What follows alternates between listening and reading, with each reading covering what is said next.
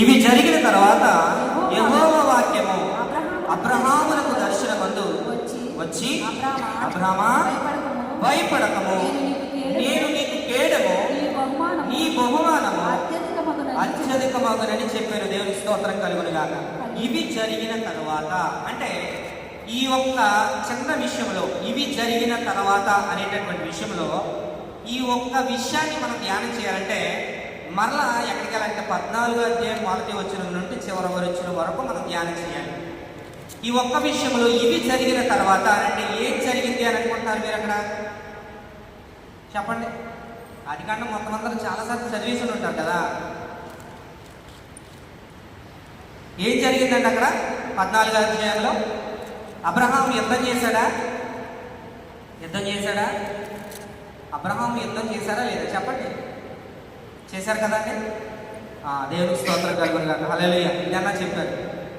కాబట్టి నాకు చాలా చాలా ఇష్టమైనటువంటి విషయం ఏంటంటే మన యొక్క లోదరణ సంఘాల్లో చాలా విషయాలు మన క్రైస్తవులందరికీ కూడా తెలుస్తూ ఉంటాయి. ఎందుకంటే బైబిల్ అధ్యయనం చేయడంలోను, విశ్వాసంగా ఉండటంలోను, బైబిల్ క్వశ్చన్స్లో పాల్గొనటంలోనూ, చాలా కల్టివల్ యాక్టివిటీస్లో పాల్గొనేటటువంటి గొప్ప అవకాశం మనకు ఉంటుంది.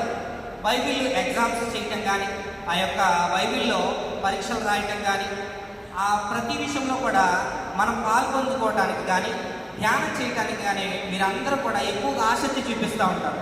కాబట్టి బైబిల్ ప్రతి ఒక్కరూ చదవాలి. ఎందుకు చదవాలి అని అంటే చూడండి, 66 పుస్తకాలని 40 మంది ప్రవక్తలు రాశారు. ఈ 40 మంది ప్రవక్తలు కూడా 1600 సంవత్సరాలు రాస్తూనే ఉన్నారు. ఒకరి తర్వాత చనిపోయిన తర్వాత ఇంకొకరు లేరు. కానీ దీనికి మనం ఎవరు రాశారని చెప్పాలి అని అంటే ఒకరే రాశారని చెప్తాం. అవునా కదా? ఎవరు రాశారు చెప్పాలి. ఎవరండి? చెప్పండి అమ్మా. మీరు సమాధానం చెప్తే ఎక్కడికి తొందరగా వెళ్ళిపోతాం. నాకు సమయం చాలా తక్కువగా ఉంది. హల్లెలూయా, హల్లెలూయా. ఈ గ్రంథకర్త ఎవరు అంటే పరిశుద్ధాత్మ దేవుడు. హల్లెలూయా, హల్లెలూయా, హల్లెలూయా. అమ్మ చేతులు ఎత్తండి. చేతులు ఇచ్చింది ఎందుకంటే దేవుడు నాకు చెప్పింది మొట్టమొదటిగా నేను ప్రతి ప్రసంగానికి వెళ్ళేటప్పుడు అదే. ఎందుకనంటే దేవుని స్తుతించుట ఎంతో మనోహరం. చేతులు ఇచ్చినప్పుడు కూడా కనీసం బైబిల్ ఒక చేతితో పట్టుకుంటే ఇంకో చేయలేకదా? మనకి లేస్తుందా లేకదా?